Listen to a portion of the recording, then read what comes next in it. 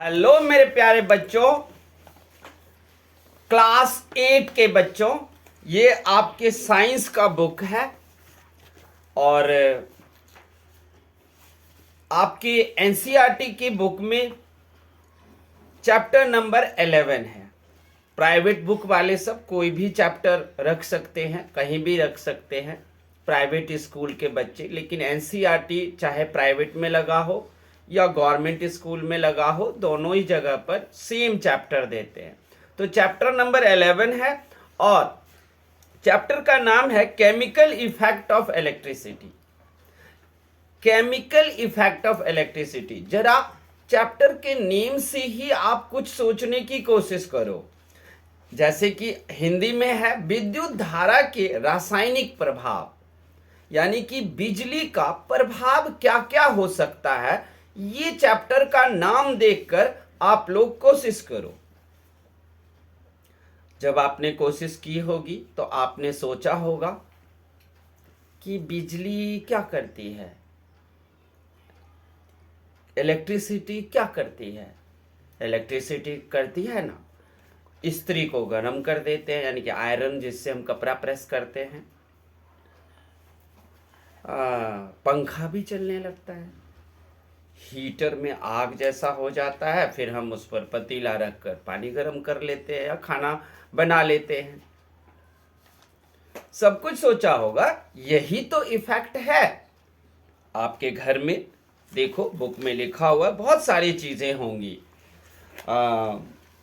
तो रेडियोज होगा, कंप्यूटर्स होंगे, नहीं होंगे, रेफ्रिजरेटर होगा, मिक्सर ग्राइंडर होगा, वॉशिंग मशीन होगा। आप सब देखोगे कि ये इलेक्ट्रिसिटी से चलती है। भाई इलेक्ट्रिसिटी से क्यों चलती है? तो आप कहोगे इलेक्ट्रिसिटी इस पर प्रभाव डालती है। क्या डालती है?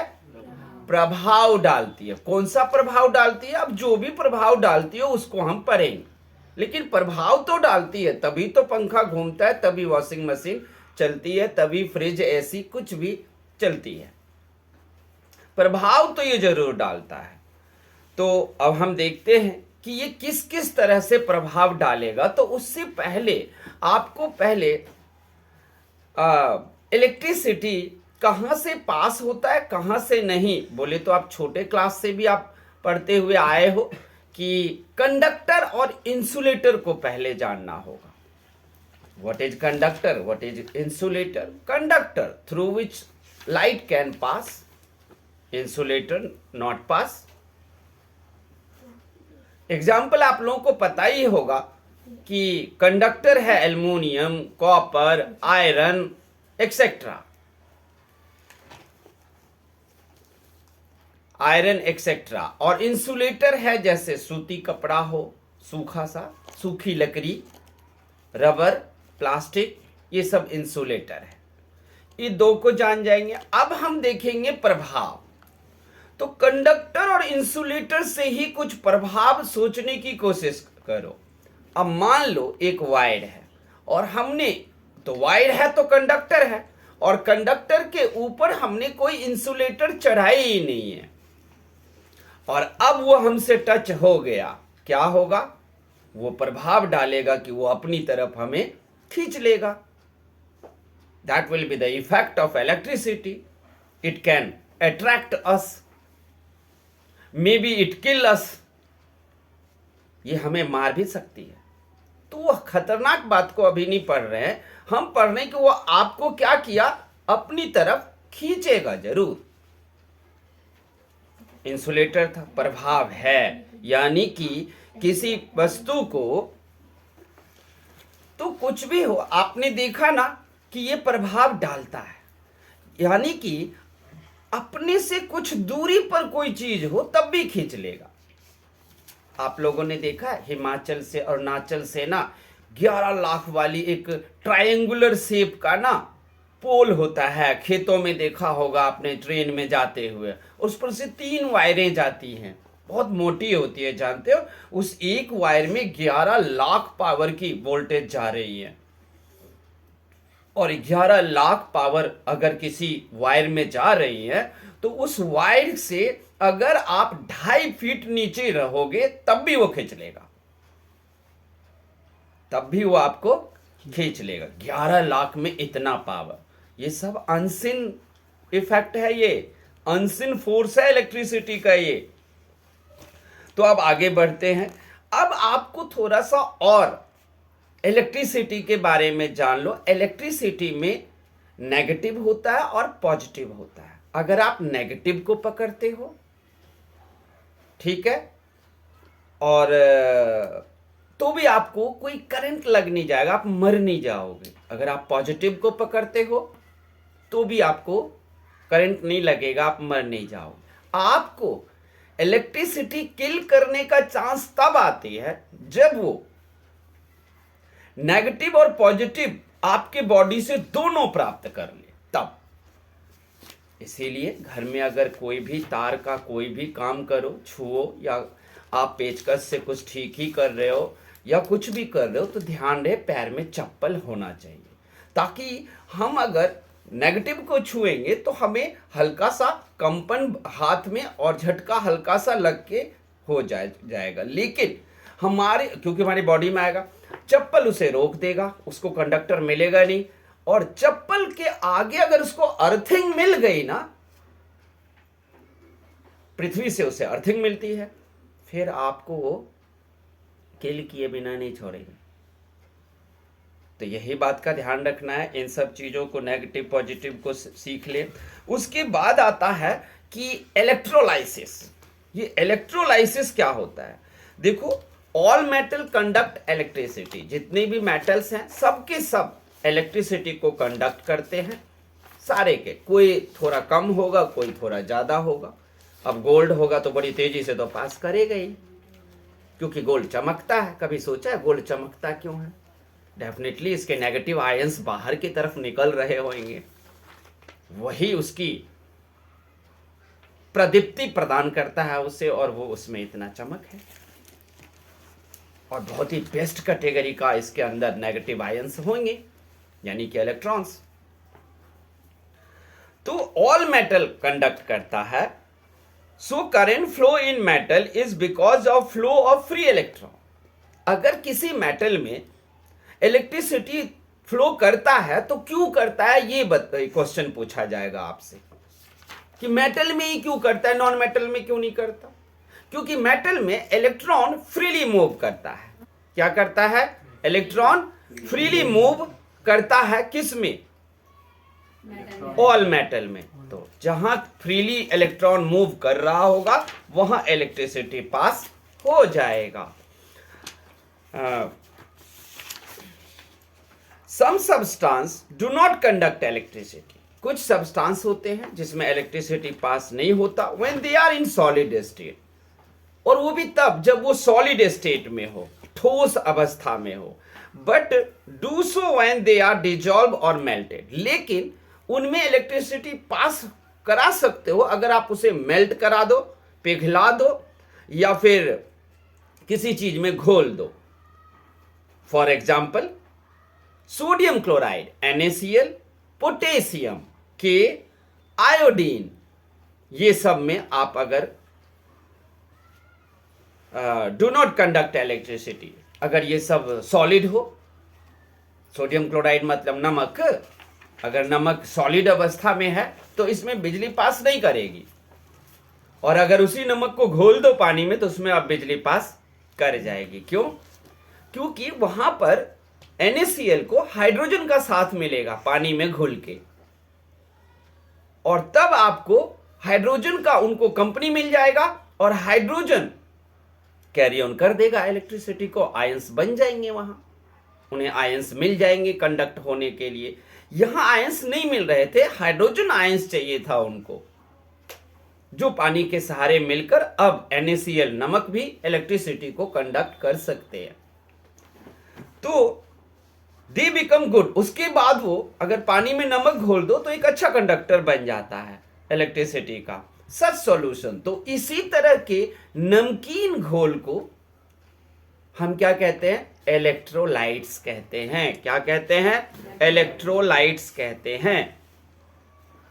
कॉमन साल्ट जिसको हम NaCl बोलते हैं, उसको उठाकर पानी में आप घोल दो। घोलने के बाद आप देखोगे कि अब इसमें बिजली पास कराना हो जा रहा है। वैसे बिस्लेरी के पानी में कोई भी डिस्टिल्ड वाटर है उसमें पानी पास नहीं करेगा। क्या आपके टंकी जो घर के ऊपर टंकी रखी रहती है, क्या उसमें इलेक्ट्रिसिटी पास करेगा? करेगा, क्योंकि बहुत ही हल्की करेगा। मीठा पानी है, अगर उसमें NaCl हुआ तो, या फिर बहुत सारा गंदगी या नमक जैसी चीजें होती हैं हमारे टंकी में, तो उस वजह से वो हल्का हल्का सा पास हो जाएगा। ज्यादा पानी टंकी में ज्यादा नमक घोल दो, बहुत ज्यादा इलेक्ट्रिसिटी पास होने लगेगा। तो हमने यहां पर में लिखा भी हुआ है कि certain liquid like pure water, oil, petrol and kerosene are poor conductor. Pure water ions into hydrogen ions and hydroxyl OH minus ions on passing electricity, but the ions are not strong enough to conduct. ये पानी में घोल दोगे नमक को, उसके बाद उसमें इलेक्ट्रिसिटी पास तो होएगी, लेकिन ध्यान रखना स्ट्रॉन्ग पासिंग तब भी नहीं होएगी, क्योंकि लिक्विड है। किसी भी लिक्विड में स्ट्रॉन्ग पासिंग नहीं है इलेक्ट्रिसिटी का, जैसे कि कॉपर और एल्युमिनियम में, लिक्विड में नहीं हो सकता है। आगे है अब केमिकल इफेक्ट। अब इलेक्ट्रोलाइसिस, मान लो कि इलेक्ट्रोलाइसिस प्रोसेस को अगर आप जानना चाहते हो तो उसके लिए क्या करोगे? तो इलेक्ट्रिसिटी की और बहुत पढ़ाई आगे की क्लास में आएंगी, उसको समझने के लिए अभी इन सब चीजों को हम समझा रहे हैं। क्या क्या समझाया? कंडक्टर समझाया, इंसुलेटर समझाया, है ना, फिर नेगेटिव पॉजिटिव उसके टर्मिनल समझा दिए, उसके बाद इलेक्ट्रोलाइट्स को पढ़ा दिए, कहाँ पर बिजली पास होगी, कहाँ पर बिजली पास नहीं होगी, हमने वो भी समझा दिया। अब बारी है आपको कैथोड और एनोड को समझने की, क्योंकि ये सारे कीवर्ड्स अगर इलेक्ट्रिसिटी में पता है तो इलेक्ट्रिसिटी चैप्टर आपको टफ नहीं लगेगा। इसमें बाद में ओम्स लॉ आएगा, पोटेंशियल डिफरेंस आएगा आगे के क्लास में, वहां पर आपको समझना बहुत आसान रहेगा। लेकिन conductor, insulator, negative, positive, electrolytes and cathode anode की पूर्ण जानकारी रहना चाहिए। फिर आयंस का भी रहना चाहिए, इलेक्ट्रॉन, प्रोटॉन, न्यूट्रॉन की भी जानकारी रहना चाहिए। अब देखो ये कैथोड और एनोड क्या होता है। कैथोड और एनोड दो पोल होते हैं, एक पर पॉजिटिव लिखा होगा, एक पर नेगेटिव लिखा होगा। ये कैथोड एनोड दोनों ही जो होते हैं वो ग्रेफाइट का खंबा होता है। इसको किसी सॉल्यूशन के अंदर कैथोड और एनोड को डाला गया है। आप देख लो, यहां पर आपको एक बीकर दे रखा है, बीकर समझते हो ना, उसमें किसका घोल है? देख लो, NaCl का है। क्या है इसमें? NaCl है। फिर उसमें दो खंबे लगाए गए हैं, एक एनोड है, एक कैथोड है, पॉजिटिव नेगेटिव है। उसको एक बैटरी से जोड़ दिया गया है। जब उसको बैटरी से जोड़ दिया गया है तो बैटरी से जोड़ने के बाद देखना कि जब प्लग को ऑन करते हैं, इलेक्ट्रिसिटी पास होता है, तो कैथोड और एनोड में क्या होता है? आप देखोगे कि कैथोड और एनोड के ऊपर से जब बिजली पास हुई तो घोल जो था उसमें कुछ या तो प्रेसिपिटेशन बनेगा, वो प्रेसिपिटेशन कैथोड की तरफ से होकर एनोड पर जमना शुरू कर देता है। यानी कि नमक का जो NaCl में जो नमक वाला भाग होगा, सोडियम, वो जाकर कैथोड से चिपकना शुरू कर देगा। ये सारे सिस्टम, आप इस पूरी प्रोसेस को हम इलेक्ट्रोलाइसिस प्रोसेस कहते हैं। देख रहे हो यहां पर आपके बुक में है 2H हाइड्रोजन्स को लिए गए हैं, उसके दो मॉलिक्यूल्स, 2H लिखने का मतलब 2 उसमें से इलेक्ट्रॉन है, दोनों प्रोसेस करते हैं, अब उनके पास H2 मिल जाता है, गिव्स एरो है। इसी तरीके से उसमें क्लोरीन गैस को भी आप डाल सकते हो। यूज ऑफ इलेक्ट्रोलाइसिस, तो इलेक्ट्रोलाइसिस प्रोसेस को समझ गए हैं, है ना। NaCl को ही इलेक्ट्रोलाइसिस नहीं होगा, बता देते हैं। कॉपर सल्फेट का भी हो सकता है, CuSO4 का भी हो सकता है इलेक्ट्रोलाइसिस। उसमें कैथोड एनोड, दो पोल, दो खंबे डालेंगे, बिजली पास कराएंगे, प्रिसिपिटेशन एक पोल पर जाकर चिपकेगा। समझ रहे बात को? या फिर नीचे पेंदी में भी कुछ मटेरियल मिलेगा जिसको गैंग मटेरियल कहेंगे, वो भी नीचे में पेंदी में बैठ जाएगा बॉटम में। आप लोग इसे बार बार सोचना। अभी इलेक्ट्रोलाइसिस में कैथोड और एनोड को जानना आपके लिए जरूरी है इस क्लास में। Use of electrolysis. अब क्वेश्चन पूछेगा कि इलेक्ट्रोलाइसिस प्रोसेस का यूज क्या है, तो आप लिखना इसके यूज डिफरेंट हैं। जैसे कि किसी चीज को सेपरेट करने के लिए, किसी कंपोनेंट, दो कंपोनेंट है, साल्ट में कोई कंपोनेंट पहले से मिक्स है, उसे अलग करने के लिए। Make hydrogen gas, hydrogen gas water में से बनाने के लिए। यूजफुल प्यूरिफाइंग मेटल, मेटल को प्यूरिफाई करने के लिए इसका यूज किया जाता है। Useful extraction of metal like aluminium, aluminium को एल्युमिनियम आयरन ओर में से प्राप्त करने के लिए हमें इलेक्ट्रोलाइसिस ही करना पड़ता है। जैसे हमें पृथ्वी के अंदर से ना Al2O3 मिलता है, तो Al2O3 ये एल्युमिनियम का ना ओर है। हमें इसमें से क्या चाहिए? Al चाहिए हमको, Al2 या Al बोल लो, एल्युमिनियम चाहिए, तो ऑक्साइड को हटाना पड़ेगा। और O3 है, इसका मतलब क्या? वो ऑक्साइड है, उसको हटाना पड़ेगा। उसको हटाने के प्रोसेस सिर्फ इलेक्ट्रोलाइसिस से ही कर सकते हो। उसमें भी आप उसका घोल मिलेगा आपको, सॉल्यूशन बीकर में डाल देना, कैथोड एनोड डाल देना, बिजली पास कराना। आप देखोगे जो उसमें एल्युमिनियम है ना, वो एकदम गैंग मटेरियल गोला बन करके एक पदार्थ नीचे बैठेगा और दूसरा पानी में घुला ही रह जाएगा। समझ गए? तो ऐसे हम एल्युमिनियम को प्राप्त करते हैं। इलेक्ट्रोप्लेटिंग करने के लिए, आप इलेक्ट्रोप्लेटिंग देखियो, साइकिल का हैंडल चमकीला होता है ना, वो क्यों चमकीला होता है? क्योंकि उस पर क्रोम का या नाइक्रोम का कोई प्लेट चढ़ाई गई है, परत चढ़ाई गई है, लेयर। समझ रहे बात को? लेयर चढ़ाई गई है, तभी वो चिकना और इतना स्मूथ और चमकदार है। क्रोम, नाइक्रोम इस सब का चढ़ाए होंगे उन्होंने, तो वो भी आप इलेक्ट्रोलाइसिस प्रोसेस से ही चढ़ा सकते हो। मैं भी एक किसी फैक्ट्री में गया था, तो वो जो लोहे का ना ताला बनाया था, फिर उस लोहे के ताला को ना पानी में डाला उसने, और पानी में डालकर उसे 2-3 घंटे घुमाया। वो पानी का एक मोटर सिस्टम था अंदर पैक्ड। फिर जब उस ताले को निकाला तो सारे ताले गोल्डन कलर के थे। मैंने कहा इस पानी में मिलाया, गोल्डन कलर कैसे हुआ? फिर मुझे याद आया इलेक्ट्रोलाइसिस प्रोसेस से ये हुआ है। अगर कोई भी लोहा का बनाया ना आपने, वो लोहा वाला चीज गोल्डन कलर, सिल्वर कलर में कैसे चेंज हुआ? उसको पेंट नहीं किया गया है, उस पर एक परत चढ़ाई गई है, उसको हम इलेक्ट्रोप्लेटिंग कहते हैं। चाहे कॉपर का प्लेट चढ़ा दो, गोल्ड का प्लेट चढ़ा दो, वो इलेक्ट्रोलाइसिस प्रोसेस से ही चढ़ाया जाएगा। याद रहेगा इलेक्ट्रोलाइसिस अब आप लोगों को? और यूज भी पता चल गया। Electrolysis in extraction of metal, metal को निकालने के लिए आपको यहां दिया है, देख लो, CuSO4 है, Al2O3 का घोल नहीं है। यहां पर में जो आपके बुक में है वो एक बीकर है, उसमें CuSO4 का घोल सॉल्यूशन है, उसमें कैथोड एनोड डाला गया है और उसको पास कराया जाएगा। इम्प्योरिटीज, गैंग मटेरियल नीचे बैठ जाएगा और जो भी प्योर कॉपर होगा वो कैथोड पर जाकर के चिपक जाएगा। जो प्योर कॉपर होगा वो कैथोड पर चिपक जाएगा। पहले ही बताया था, एनोड से कैथोड पर आकर ये चिपकना शुरू हो जाएगा, क्योंकि कैथोड में वाले की तरफ जो है वो क्या रहेगा? कैथोड पर में नेगेटिव पार्टिकल होंगे, नेगेटिव आयंस। वो पॉजिटिव वाले टर्मिनल पर नहीं रुकेगा, नहीं जमेगा। और गैंग मटेरियल नीचे, कुछ मटेरियल देखोगे बच गया, वो नीचे बैठ गया। अब बात समझ में आ गई अच्छी तरीके से इलेक्ट्रोलाइसिस प्रोसेस।